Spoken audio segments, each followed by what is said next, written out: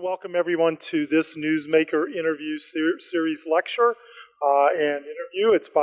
We're with Dr. Anthony Bradley, who's professor at the King's College in New York City.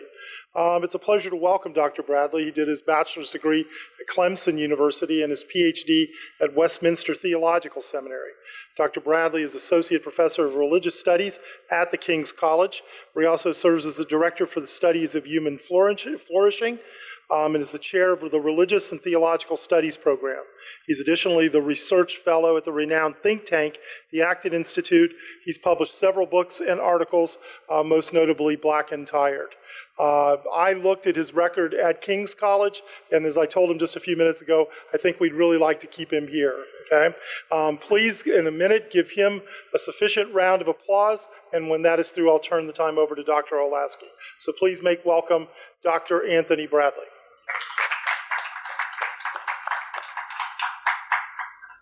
Well, Anthony, since you are a theology professor, I suspect that mere worldly matters like Clemson football hold no interest to you. Nevertheless, I want to congratulate you on being a national champion. Thank you. That's why I'm wearing orange socks, actually. Yeah, the Clemson, my blood runneth orange, as we say in the upstate of South Carolina. Yeah. So how did you move from being a major in biology at Clemson to going to seminary and then becoming a professor of theology? Great question. It was in part the narrative of my religious awakening. I was raised in a great Methodist context in Atlanta, and I went to college not knowing a whole lot about the gospel and got involved in a college ministry called Reformed University Fellowship at Clemson. And for the first time, I was introduced to the doctrines of grace in ways that I'd never heard before. And I also was interested in being a doctor. I wanted to be a physician. And in the South, it's important to become a physician.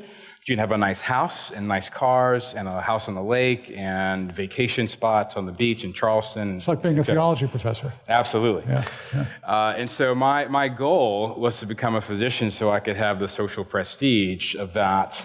But when I encountered the truth of the gospel in the context of a personal crisis, mostly me being dumped by a girl, I was sort of broken and awakened for the first time that I really needed God in a new way. So I literally said this as I was weeping for hours about some disappointments. I said, all right, Lord, you lead, you get in the driver's seat and drive. I want to hop in the back seat, and wherever this goes, I'm just going to follow you.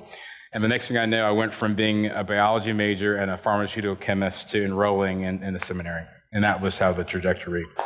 So have you ever been able to thank that girl for dumping you?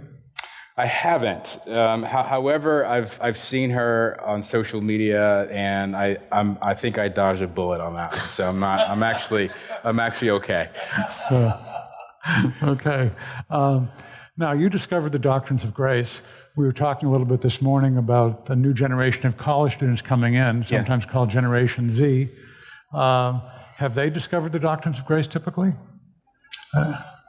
What's interesting about this cohort, Generation Z, sort of born mid-1990s, they've been saturated in the doctrines of grace, so it's not impressive or new to them. They were not raised in a Christianity that was fighting the legalism that came out of a lot of Arminian sorts of contexts. That's not their world. Their world has always been grace, grace, grace, grace, grace. So when they hear the doctrines of grace, they're like, yeah, what's the big deal, right?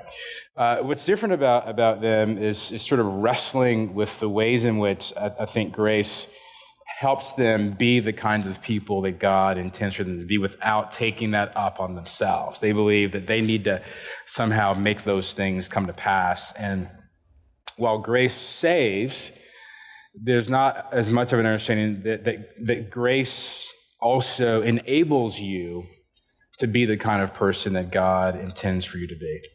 So they have a certain perfectionism, I think you were mentioning, and could you explain about that? Yeah, so one of the things that I've noticed as I've traveled across the country talking to college students, particularly at Christian conferences and on campuses, is that this cohort of students are in arrested development because of two things. One is a perfectionism. but they've been raised in Christian context. They have to be the perfect Christian, but they have to have the perfect grades, they have to be in the perfect relationships, they have to have the perfect manners, but be the perfect athlete, and they have to be successful for Christ. They have to be perfect for the Lord or perfect in the kingdom. And that also causes, secondarily, a large amount of anxiety and depression.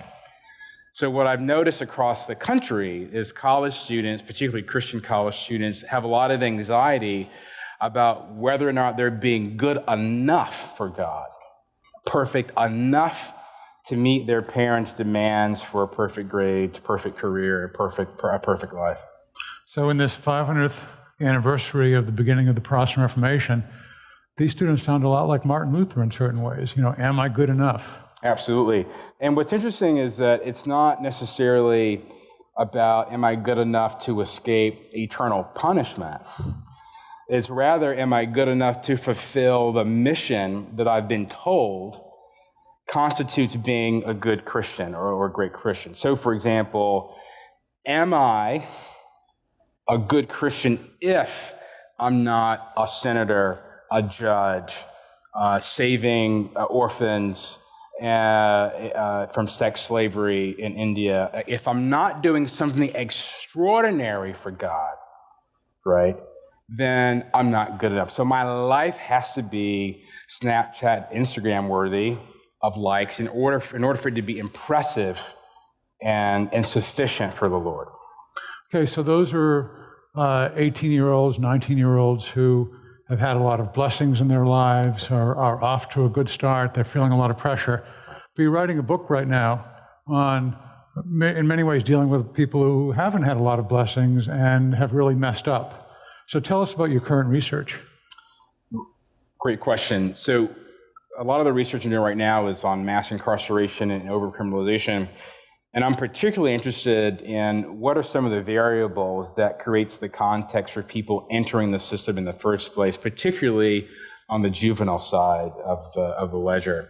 So we're interested in thinking about the ways in which the criminal justice system can be reformed by thinking primarily about what's important for human flourishing in terms of keeping people out of prison on the entry side, but also keeping people from going back to prison once they get out, and thinking about what other institutions in society beyond simply the legal system can make a contribution to keeping people out of prison permanently as a way to reduce our populations. Okay, so could you lay on us a few basic statistics here? What's the extent of the prison population? How many people are in the criminal justice system, including parole and so forth? Yeah. What's our situation now? Yeah. So if you look at us nationally compared to other countries, we incarcerate more of our citizens than any other country in the world. We currently have about 2.5 million people currently in state and federal prisons. If you look at the numbers of those who are currently under the care of the criminal justice system, the oversight, it's about 7 million if you include probation and parole. That's a significant number of men and women in our country who are currently being held accountable to some agency of the state in terms of micromanaging some aspect of their personal life. Okay, so we hear a lot about repressive systems, repressive countries like China and Russia and so forth. We actually have more prisoners than either of those countries, certainly a much higher percentage of the population. Why is that? That's a great question. There's lots of theories on that. I tend to think that because our culture no longer relies on civil society institutions as a way to mediate deviance, to deal with delinquency, the only thing we have left is law. And so what we do as a culture today is that when we get mad at someone for breaking the social contract, we just lock them up. And so one of the things that we do in our country is that we don't push people back on their families to handle. We simply remove them from those contexts and put them off to the side. So our juvenile detention centers, our county jails, our federal and state prisons are off in these rural areas that we don't see them. So our basic default position today is that when you mess up, you're out. And because of that, our population has just continued to explode since the early 1970s. And it starts early. In other words, we have, in a sense, we have criminalized truancy from middle schools, from high schools. So what happens to kids once they get into a kind of justice system or injustice system? They're skipping class for whatever reasons, and we could talk about that. Sure. But what's the type of process that leads people into the criminal justice system typically? Lots of theories. Typically what you find for those who are entering the criminal justice system, either in adolescence or in early adulthood, 18, 19, 20, about close to 70% of those people have suffered some form of childhood neglect or abuse. So neglect includes things like sensory and touch deprivation. It also includes being exposed to some sort of trauma, physical violence. They've witnessed, they've seen themselves, they've experienced themselves, or physical violence that they've seen in terms of one of their parents. They've also either been suffered neglect in terms of food deprivation, not having adequate housing, and not receiving warm affection, hugs, affectionate touch from adults. Those are the sorts of things that tend to motivate violent and aggressive behavior. And when you have a teen who has been deprived of those things, particularly from birth to years 8 to 11, when they reach adolescence, they tend to act out. The problem today is, in a lot of our cities, we have policemen in schools. So that acting out doesn't lead to detention, it leads to arrests. So for example, there's a recent case in Baltimore where a 14-year-old is on trial for a felony theft because he stole a carton of milk from the cafeteria. Now, when I was in school, if you stole milk from the cafeteria, you would have to, pay for it, right? You might get detention, or you might have to spend an hour in the room writing on the chalkboard, I will not steal milk from the, right? But today, you get handcuffed and you get sent to jail. Now, why is that felony theft? I mean, unless milk has suddenly become much more expensive, isn't there usually a financial tipping point, basically, where something goes from misdemeanor to felony? That sounds so strange. There is. I mean, part of it is thinking about how that juvenile is charged in terms of the theft. You're right within respect to there being a dollar amount in terms of a felony theft, and so the question is, should we charge this juvenile with a felony theft because he stole milk? The fact that that's even a question is the problem. Sure. 14-year-old steals a carton of milk, and you're going to arrest him for that, right? So the fact that that's even a conversation it represents the extent to which our default position now is that if you do something wrong, jail.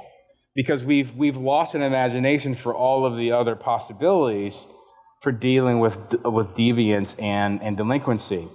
Now, given the fact that a lot of these kids are coming from contexts in which they've suffered a lot of neglect and abuse, some of the interventions actually need to be about the neglect and abuse and not simply about just removing them from the community. So we've gotten there's a lot of prosecutorial overreach that we're throwing people in jail, particularly teenagers in jail, locking them up for things that we used to just return them home to their parents for. But because the family's broken down, the juvenile court system began in Chicago in the late 19th century, by definition, as a replacement for the family. That's how they thought about it, right?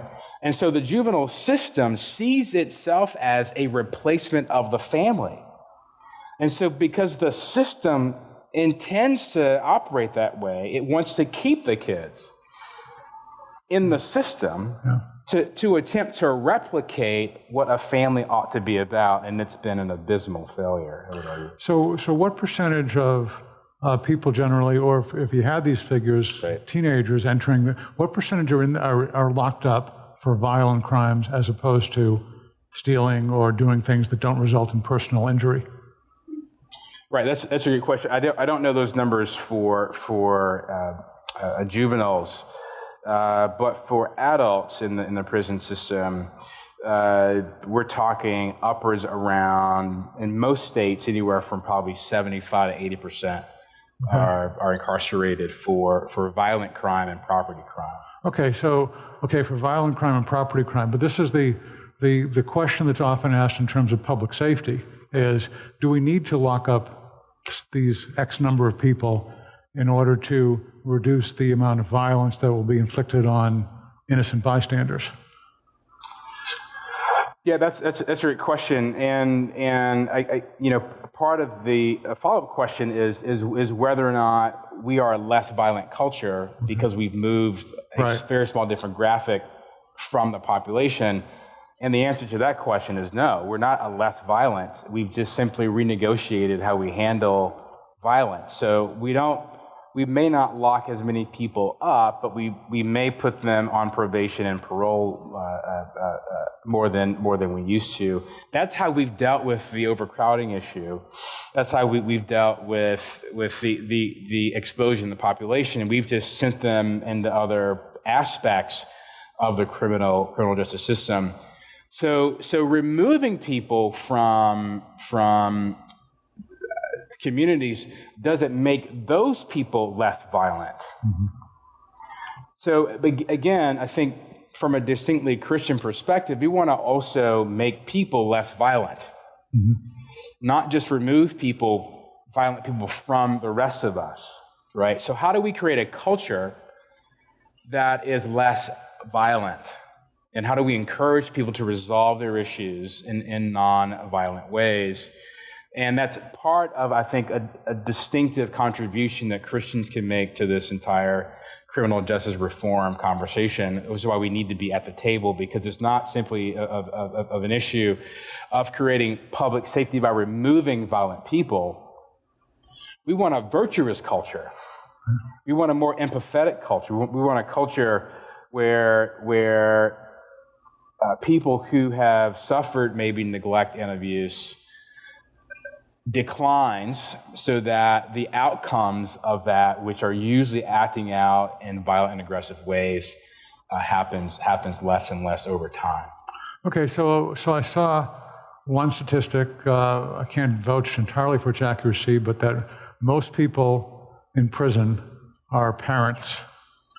And what we're doing, of course, in incarcerating people, unless it's necessary for public safety, in a sense, by incarcerating people, we are reducing future public safety by leaving more kids deprived of all kinds of things, including parental guidance, including touch, including all these things that without having those things, kids grow up and end up in prison very often.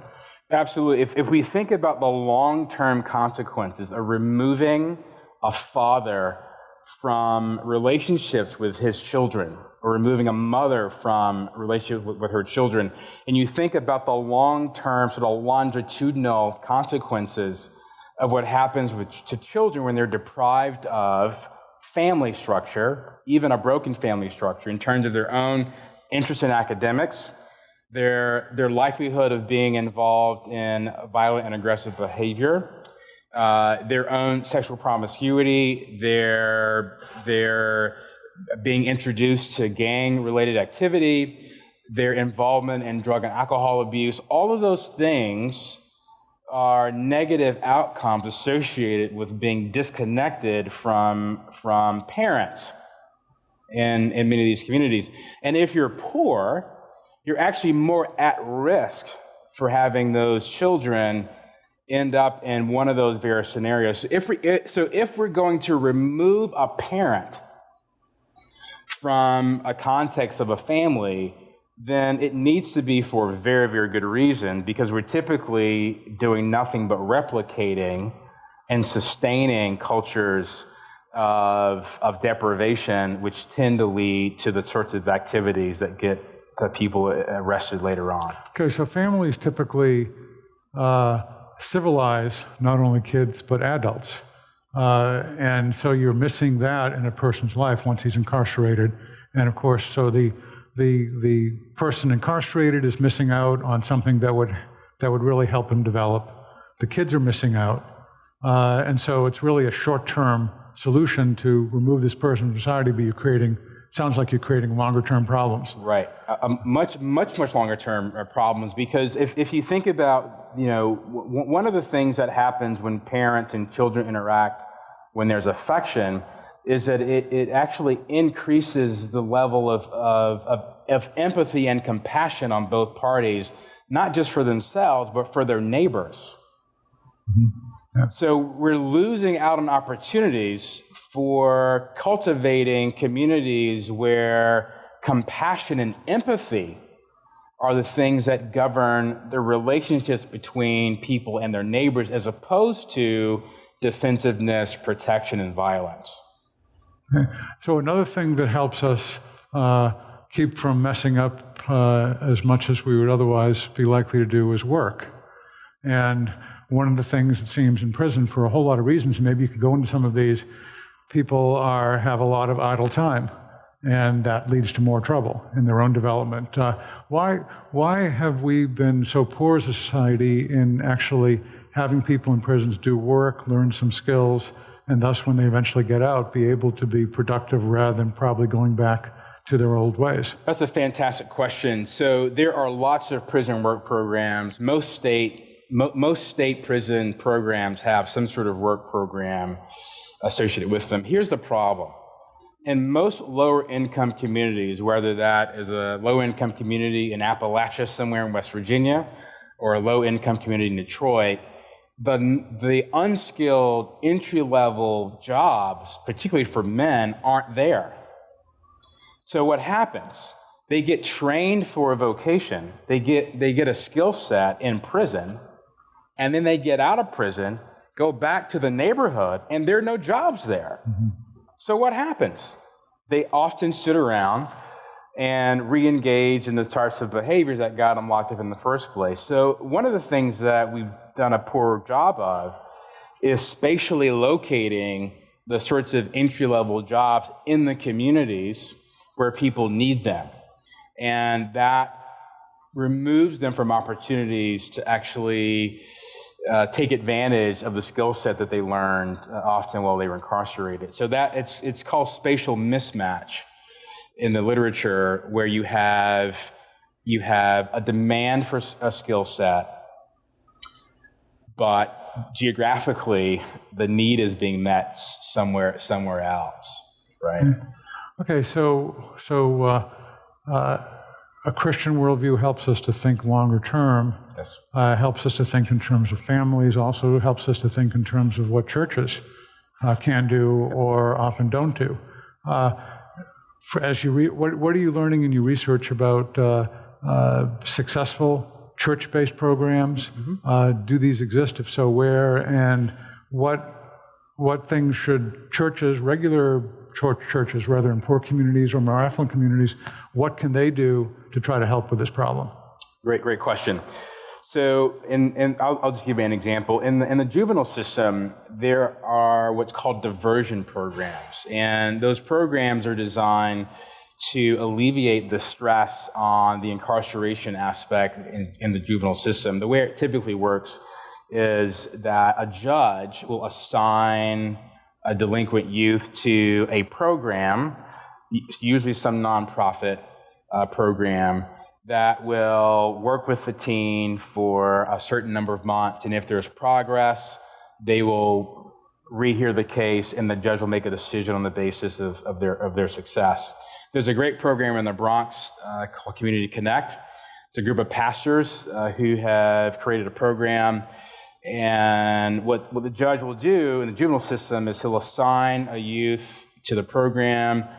These pastors will teach them all sorts of soft skills.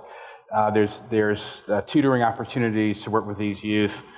And the program's been evaluated independently by some secular agencies, and they've demonstrated that when youth come through that program, they are much less likely to reoffend and tend to, when they finish their program, lead quite successful lives. We need more programs like that.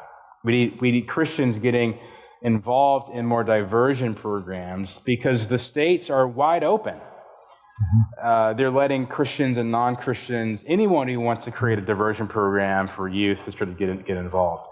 That's one way to think about it. It's lots of creative things like that. Another way is to think about it this way. We talk about the big picture, right? There's 2.5 million men and women in the system incarcerated, 7 million if you include probation and parole. That's a lot of people. But if a local church, there's about 340,000 local churches in this country. If a local church simply adopted, sort of took in 2 or 3 ex-offenders and mentored them, discipled them, provided them housing so they could sort of get on their feet. If someone in the church had a business, gave them a job, again, continued to disciple them, give them a skill set, that's well over 1 million ex-offenders, right? And so if just Christians would mobilize in their local communities to just help 1 or 2 people, 2 or 3 offenders. We're talking over the aggregate of 5 years, 5 or 6 or 7 million ex-offenders. That's right. That radically has a difference in changing the trajectory of our system in terms of the violence and property crime issue that we have. So imagine a scenario where an ex-offender is released, is mentored, discipled, given great hard skills and soft skills, is actually encouraged to marry the woman that he's fathered children with, to sort of create family that sends a permanent new trajectory for both him and his new wife and his kids. So I've had conversations with ex-offenders in New York. This one man in particular, he was then incarcerated for about 8 years for a horrible crime, came out, got involved in this church that I was involved in, is committed now to pursuing relationships with his children, and is committed as much as possible, wants to marry one of the women that he's fathered kids with.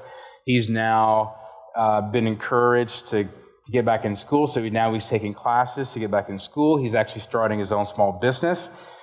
And that's been in part because the church came around and loved him, supported him, and has, by the way, the posturing of forgiveness first, as opposed to justice. And that opens us up to thinking more creatively about ways to really humanize people and change the trajectory of their futures.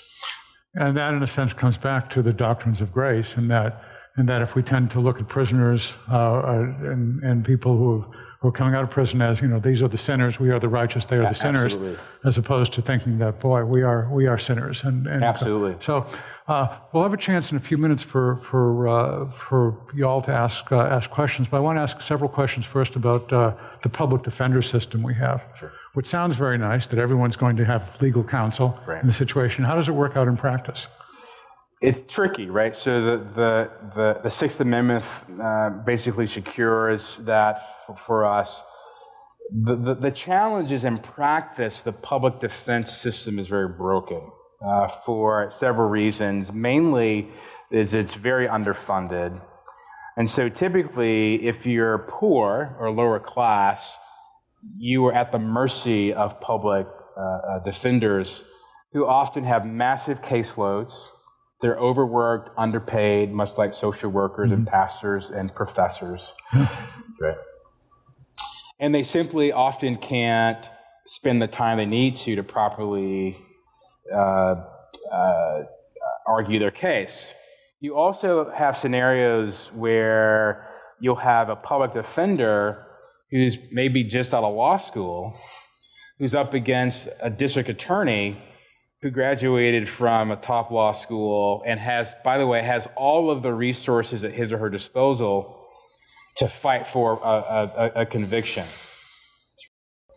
And so these public defenders are often at the mercy of their limited resources, limited skill set, limited experience against a massive system that tends to sort of favor the prosecutor. Now, what can also happen is because of the pressure to quickly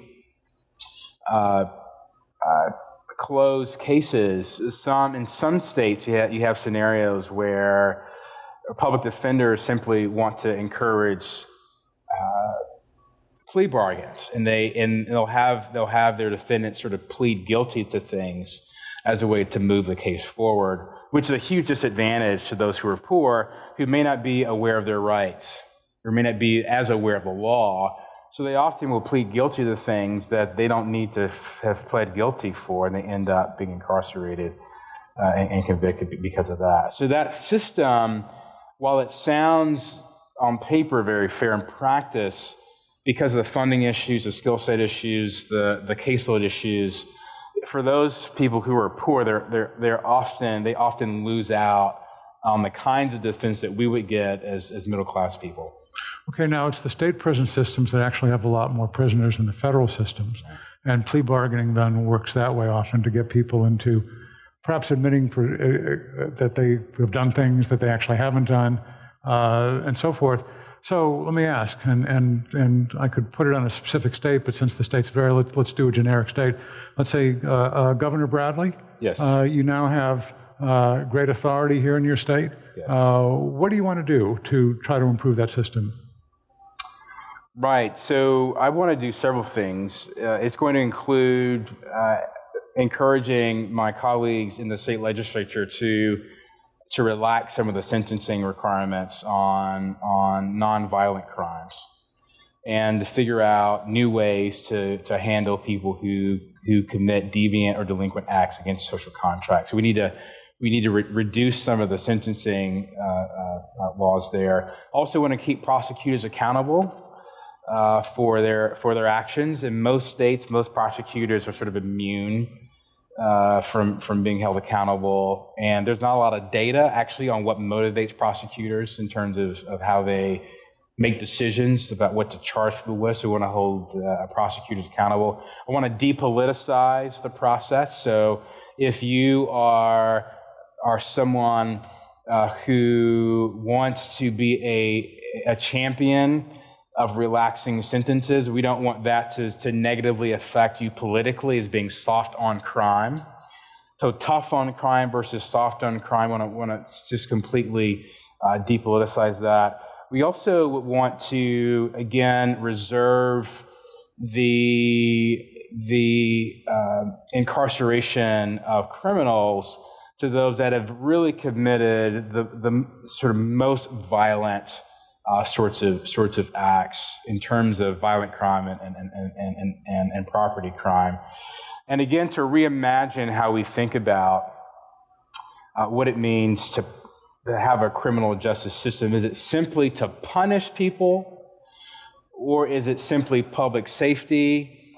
Or how is it that we're thinking about what the system is? One of the things that's changed in the culture is that there's no longer shame about being incarcerated. So there was a time where punishment and incarceration served as a disincentive because you didn't want to go to jail. But now people don't care about going to jail. So programs like Scared Straight were disaster because it didn't scare people. They have no stigmas about it whatsoever. So those are among the sorts of things you want to do. We also want to get police officers out of schools. That school to prison pipeline needs to be completely disintegrated. We want to decriminalize being a teenager. We want to decriminalize normal adolescent behavior, particularly with males who do stupid things. We want to make them not go to jail for being a regular teenager. Skipping school shouldn't be things that you ought to get arrested for, things like that. We also want to decriminalize things that government agencies institute in terms of rules and regulation, like the Environmental Protection Agency. Right? Today, a business owner could go to jail because his employee dumped some chemical in a river. Right? So we want to decriminalize lots of things that we've made criminal. What's happened over the last 20, 30 years is that things that used to be misdemeanors are now felonies. And we want to take a look at some of that case law and see where we can make adjustments. Again, where the federal government allows us to do that. So states have some leeway in terms of that, but looking particularly at my own state laws and making adjustments there. We also want to encourage businesses to take risks and hire ex-offenders. So states like Georgia have had some of the best successes at removing that line on an application that asks if you ever committed a felony or not. Ban the box? To ban the box. That's been very successful in terms of reintegrating people into the world of work. So along with decriminalizing some things, when things are crimes, can we deprisionize to a certain extent? In other words, rather than have offenders locked up, can they be monitored electronically or in some other way so that they can still be active in their families? Absolutely. So, again, as I mentioned earlier, if we're going to remove someone from the social networks, particularly regarding family and community, then it needs to be for very, very good reasons. And I think there are other ways for people to either be punished for their crime or to sort of pay restitution for their behavior that might include more options beyond simply incarceration. And I think what's happening across the board is that the parole system and the probation system are creating opportunities for more creativity, like people who are under house arrest, who are limited to their communities, but because of that, they still can maintain those social connections and networks and things like that. Keeping people from traveling out of their state, preventing people from engaging, limiting the sorts of contact they can have with their old friend networks. I mean, those are some of the things that are being instituted as a way to sort of encourage that. But more broadly, and I think this is the role of civil society institutions, is not simply keeping people from doing bad things, but how do we get people more involved in doing good and virtuous things? Mm-hmm. So part of reforming the system is not simply keeping people from bad things, but inviting them to participate in the types of activities that make contributions to their own community's flourishing. And this is where the, Girl Scouts and churches and businesses and sports leagues can all have a role to play in giving people good things to do because of what that does for them in relationship to their sort of self-perception, but also how it encourages neighborliness and connection and community. Okay, so one more question here. Governor Bradley, after your distinguished political career, yes, you've retired from politics and become pastor of, a medium-sized suburban church. Yes. But you still have interest in criminal justice reform. Yes. What as a pastor would you do? Great question. So as a pastor in a suburban context, yeah, right. So as a pastor in a suburban context, I would actually be heavily involved in providing a chance to sort of rebuild the humanities of people in the suburban communities that have broken the law. Right. So what we often miss is that people break the law in the suburbs. We just don't often see it, and that churches are often disconnected from those sorts of crimes, especially white-collar crimes, right? So how do we actually go after those people because they're our neighbors? And how do we give them a new vision for what it means to be a person for example, in the marketplace, who's not deviant, who's not a theft, who doesn't cheat, lie, or steal, things like that? How do we create sort of virtuous people in the marketplace so those sorts of crimes aren't being committed as well? If you look at drug culture, that doesn't have a suburban-urban distinction, right? If you look at things like domestic violence, that's a huge problem in the suburbs, but it happens behind doors of manicured homes, right? So we need to be more involved in things like that. Sexual abuse happens in the suburbs. So there are lots of really messy issues that if I was pastor of a suburban church, I would be totally involved in. So much so that I wouldn't think that in order to be involved in criminal justice reform, we need to get a van or a bus and drive way into like the city to find the people doing bad things. But how do we actually get involved in all of the messed up, jacked up issues that we have in our communities as well? So this would actually mean having great relationships with the police, to sort of be aware of the sorts of issues that they often find themselves taking calls for. For example, domestic violence, sexual abuse, suicide sorts of related issues, gun violence and things like that. Those are the things that sort of happen in the suburbs as a way to awaken us as members in my congregation to being involved in a system of brokenness. And how do we create a context where forgiveness is our modus operandi in terms of engaging our neighbors as well? If I was in an urban context, it'd be totally, totally different. I was really convicted by a professor at Fordham by the name of John Pfaff, who has great work on this. And we were at a panel discussion at King's, and he said this to us, and I hadn't even thought about it. He said, and this is someone who's not an evangelical himself, he said, for those of you who are in evangelical context, you have to remember that the very last thing Jesus did on the cross was to forgive a criminal. And Christians are often the least forgiving sorts of people. That when we see a crime committed, we want justice. We want to lock them up and put them away. And what if our disposition, first of all, our first impulse was creating a context of forgiveness, which means that, yes, you pay for your crime. You have to deal with the consequences of your crime. But we're going to treat you in a way that we move towards you because we want to forgive you and reconnect you into what it means to be an image bearer of God. Back to the Reformation, this is the base of the gospel. Mm-hmm.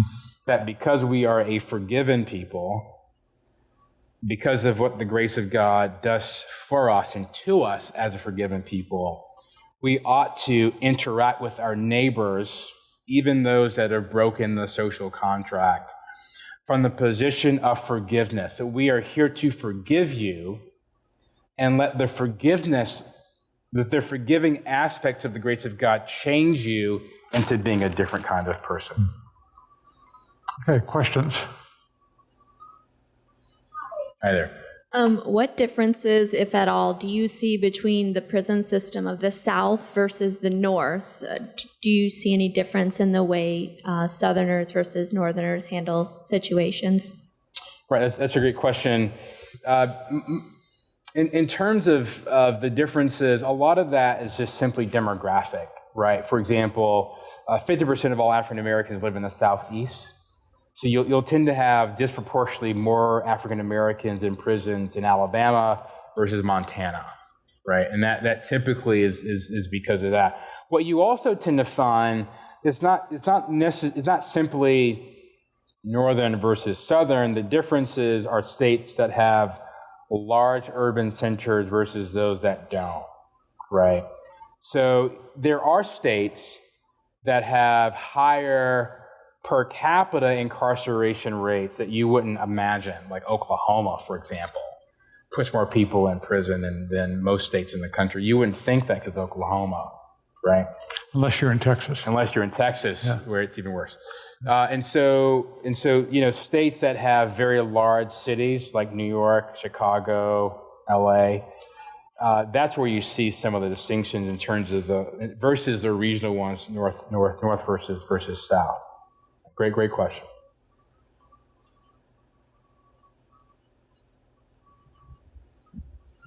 You touched a little bit on the reluctance of Christians to get involved with convicts, people coming out of prison. Right.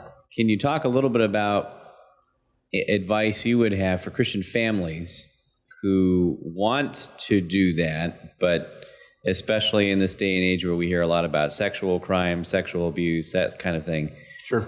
How do you handle, as a family, a Christian family, or in a church where you have Christian families, Sure. Interacting and engaging people who, have done some things that would raise concerns for people with young children? I have 2 young children. Sure. So that's something that's, real to me. Yeah, that's a great question. I would sort of encourage churches to be wise about those sorts of things, right? There are lots of people in churches that don't have children, or their children have aged out, and perhaps, right? I mean, a healthy church has a large percentage of people who are over 60, for whom their adult children are no longer living with them. So we actually don't rely on those populations enough, right? So to me, if I'm in a church that doesn't have a lot of senior citizens in the church, something's wrong. That's a red flag to me, right? If a church is mostly parents and young kids, I see that as a red flag. So the idea that that's the primary population to handle these sorts of issues, to me, raises the questions about the demography of the church by definition. So, for example, for people that have committed those sorts of crimes, sort of sexually deviant crimes, it probably would be more wise for them for those offenders to be more embraced by families that don't have kids initially, right? But that's typically, by the way, a pretty small percentage of offenders that are coming out of prison. They're mostly violent property. You're much more likely to encounter someone who stole something they shouldn't have stolen, or had some kind of drug issue. But I think in general, our churches don't like messy people, period. So think about the way in which evangelicalism, beginning in the 70s, sort of formed churches, right? These are institutions that were structured to remove us from the messy people, to be with people that are safe like us, so we could be free from all of the challenges and issues that come with being around all those messy people out there, right? So we just don't like messy people, period. And so I would argue that's the first step, is actually having your church be wide open to messy people, which means having your church open to lots and lots and lots of people that aren't like you, who don't vote like you, don't think like you, whose families aren't as intact as yours are, right? As a way to open us up to expanding the messiness of our church, the messy diversity of our church, which means that we rely on, for example, different types of family structures to serve those sorts of needs. I would say for families that have kids, one of the things that, if you want to have an impact on the justice system, and you're a parent with kids, we have 430-something thousand kids in the foster care system who actually need to see a stable family. They need to see an image of a father loving a wife and kids. But that means bringing in a messy kid into your house. That's right. Those are the sorts of things that parents can do with kids as a way to address those sorts of issues, because kids who are in the foster care system are much more at risk at ending up in the juvenile system. The number of children who age out of the foster care system is when you think about the numbers, it's just really depressing, right? And so let's think about this, right? How can families be engaged in the foster care system as a way to serve as an intervention for juvenile delinquency, things like that? Great question. Questions?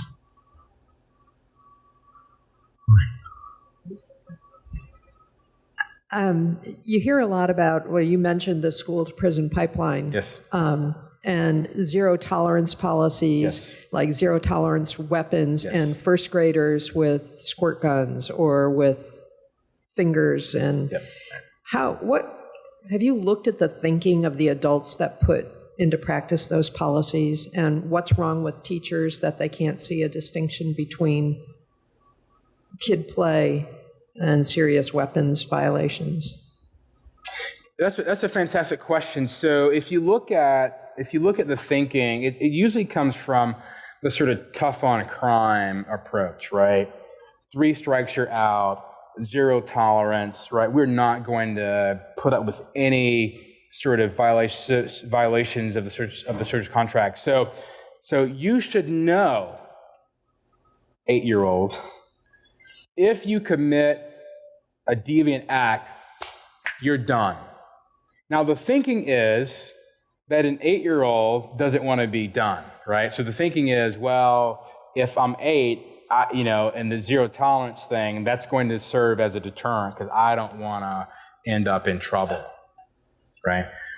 The problem with that is something that middle class and upper middle class kids care about, because they have more to lose long term by getting in trouble at 8 years old, 10 years old, 12 years old, 13. If you interview lots of juveniles in inner cities, they don't think they're going to live past 30. So threatening them with jail, that's not a threat. I'm not going to live past 25, 30 anyway, so what's the point? I don't care if I go to jail or not, right? So part of the thinking is that a harsh sentence, a harsh penalty will serve as a diversion, as an incentive against the deviant behavior, but that actually doesn't work at all. And so what's happened is that those zero tolerance, sort of tough on crime policies that have done a good job of diverting a lot of middle class and upper middle class people away from deviance has done nothing but open the floodgate for lots of kids who are acting out of all sorts of all sorts of psychological issues within the context of schools, right? In order as a way to do that. It's also seen as a way to empower teachers and administrators to not have to deal with the messiness of trying to sort out what to do. It makes it really easy, like the Torah, right? Right? It's legalism.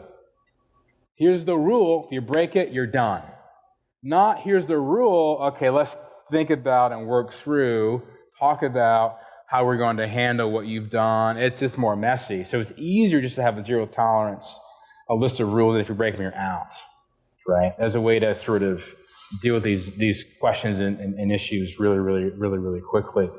The research now has discovered that we're like, oops, those things haven't actually worked. But it's difficult to convince conservatives and tough on crime sorts of people, sort of mindset people, that those sorts of things don't actually deter, right?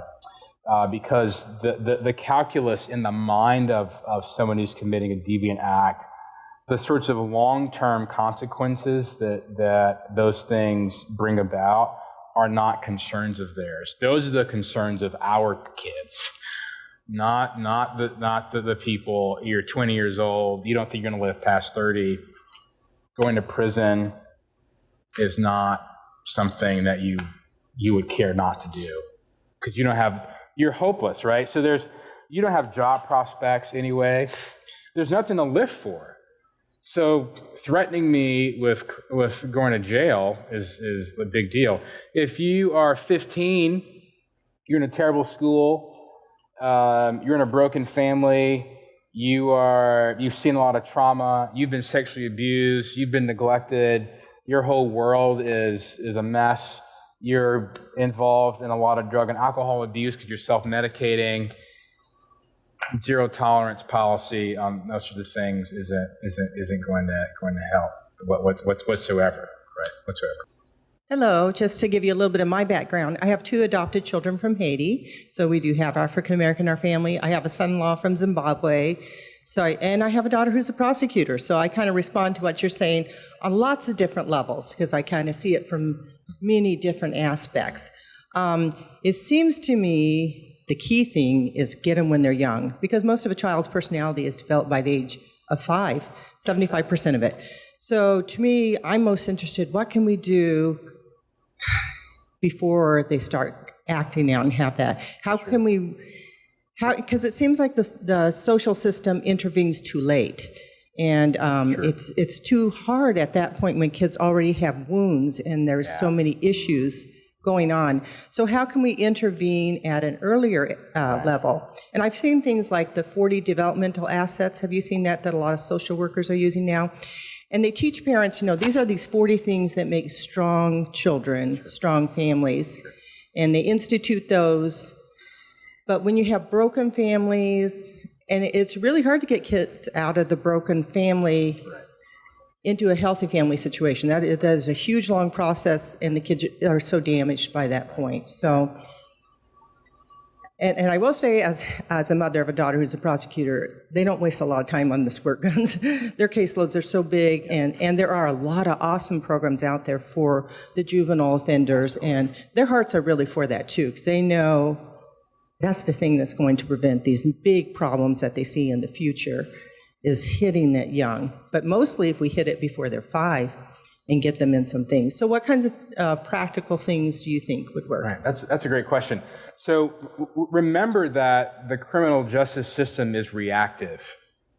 That's by design, right? We don't want a state sort of intervening too heavily in people's lives. So the design is primarily reactive. You have to do something against a social contract.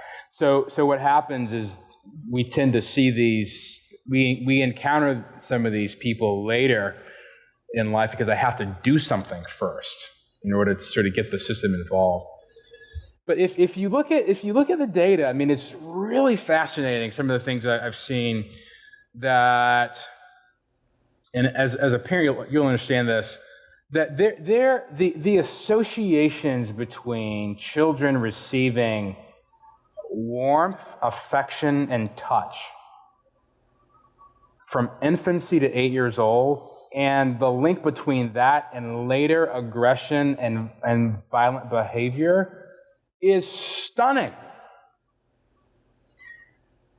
What you tend to find, as I mentioned earlier, is that juveniles who enter the system in the teenage years were usually neglected or abused years 0 to 8, right? Now, here's a question. I don't think the state government could do anything about that, because I don't think that the government's role is to be involved in creating contexts of affection and warmth and love for children. So part of the solution has to include the sorts of institutions that are really good at providing sustainable, local, neighborhood-oriented, known love, affection, a community affirmation and validation for children, right? And we need more of those institutions to be stable and settled and involved in the lives of kids that have broken families. So what that means is that we need to have churches, for example, more involved in the lives of messy people whose lives are broken. We need to have more families involved in broken families, not just involved in other intact families, but to have broken families. We need more surrogacy, functional surrogacy, where children that are in broken homes can have other adults that serve as sort of surrogate uncles and aunts and fathers and things like that as a way to intervene. We also need